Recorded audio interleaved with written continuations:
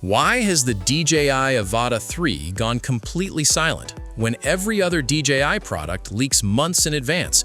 That alone should raise some eyebrows. Because usually, by this point, we would have specs, images, maybe even early footage floating around.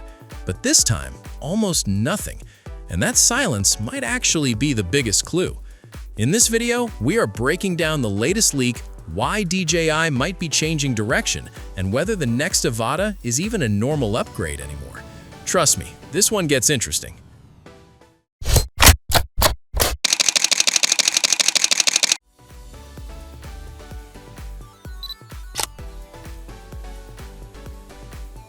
So here's what we know.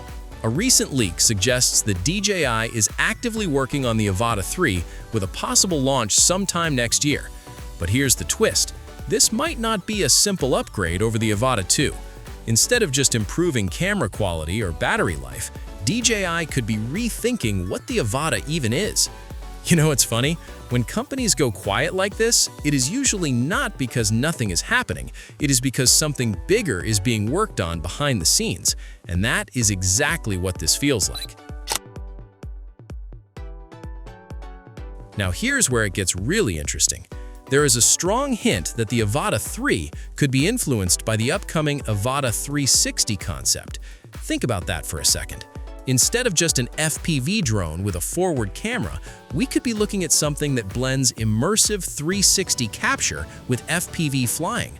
That would completely change how content is created.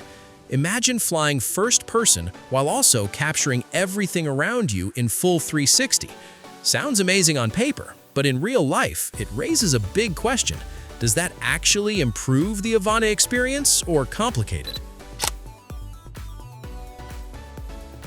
Here's where the debate gets juicy. The Avata lineup has always been about accessible FPV flying. Not too complex, not too basic, just that perfect middle ground. So if DJI pushes it toward 360 capture, does it lose that identity? In my experience, when a product tries to do everything, it sometimes forgets what made it great in the first place. The Avata 360 already exists for immersive capture. So the real question is, should the Avata 3 follow that path or stay focused on pure FPV performance? Because if they go too far in one direction, they risk alienating the core audience. Now don't get it twisted, this does not mean hardware upgrades are off the table. Earlier leaks still point towards some serious improvements. We are talking about a larger camera module, possibly even a 1-inch sensor, better transmission range, a redesigned body, and even 4-blade propellers for improved stability. On paper, that sounds like a solid evolution. But here's the catch. If those upgrades are combined with a completely new direction, the final product could feel very different from what people expect. And that is both exciting and a little risky. So, what do we know? DJI might not just be building a better Avata, they might be redefining the entire lineup.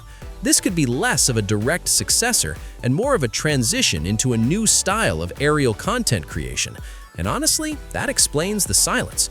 When you are changing direction, you do not leak early, you control the narrative. The real question is whether this move makes the Avata better or just different. So what do you think? Should DJI keep the Avata focused on FPV or push it into 360 territory? Drop your thoughts in the comments. What happens when a product leaks inside an official store? That's exactly what just happened with the DJI Osmo Pocket 4 Pro. Not a blurry factory shot, not a sketchy listing, but a real device, powered on, being used in a retail environment. And here's the crazy part. It wasn't even planned. A customer walked in already holding the camera. The staff noticed it, and within seconds, a quick clip was recorded. That video lasted just over half a minute before disappearing, but by then, it was already too late. Screenshots spread everywhere. And now, for the first time, we have a clear look at what DJI is about to release. So in this video, we're breaking down everything that clip revealed, what it confirms, and why this might be a bigger upgrade than it looks.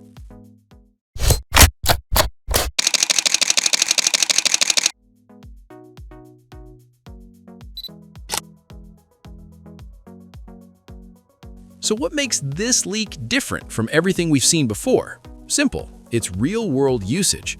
This wasn't a controlled demo, not a staged teaser, just a spontaneous moment inside an authorized DJI store in Kuala Lumpur. And moments like this are rare because they show the product exactly as it is. No marketing polish, no scripted angles. The fact that the video was quickly removed actually makes it even more interesting. It suggests DJI didn't want this out just yet. But as always, once something hits the internet, it doesn't disappear.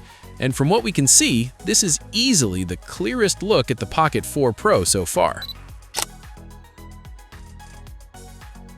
At first glance, the design looks very familiar. DJI didn't reinvent the Pocket formula, and honestly, that's probably a good thing.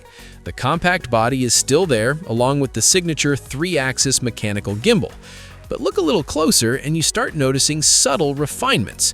The proportions feel slightly more polished, the body looks cleaner, and overall, it gives off a more refined, premium vibe. You know what's funny? It's one of those designs that doesn't scream change, but the more you look at it, the more it feels upgraded. And that's usually where DJI does its best work. One of the biggest visible upgrades is the screen. The Pocket 4 Pro now features a flip-out 2-inch OLED display, and this is huge, especially for vloggers. Framing yourself while recording becomes way easier, and the brightness looks noticeably improved. That matters more than people think.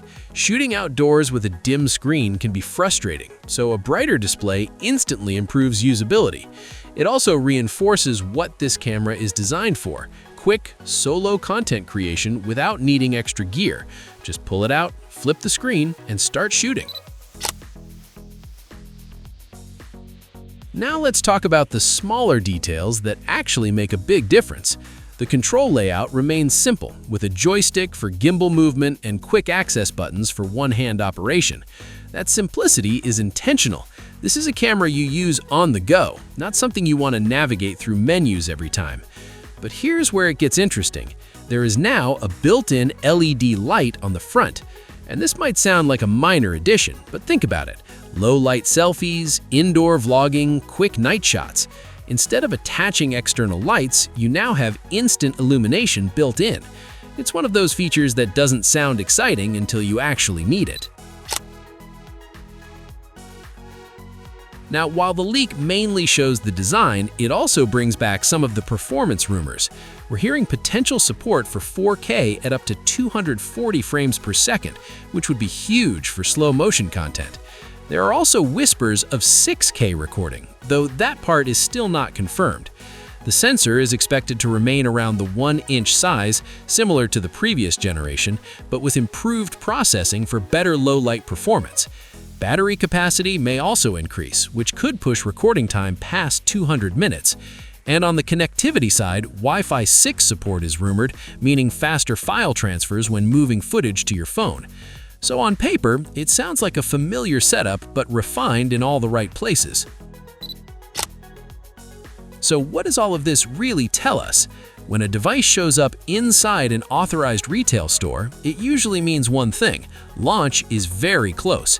DJI doesn't move inventory this early unless everything is ready behind the scenes. And based on what we've seen, the Pocket 4 Pro is shaping up to be a smarter, more refined version of an already successful formula. Not a complete redesign, but a focused upgrade built around real creator needs. So now, I'm curious. Do you think this is enough to upgrade from the Pocket 3, or were you expecting something more drastic? Drop your thoughts in the comments below. And if you enjoyed this breakdown, don't forget to like, subscribe, and hit the bell so you don't miss what's coming next.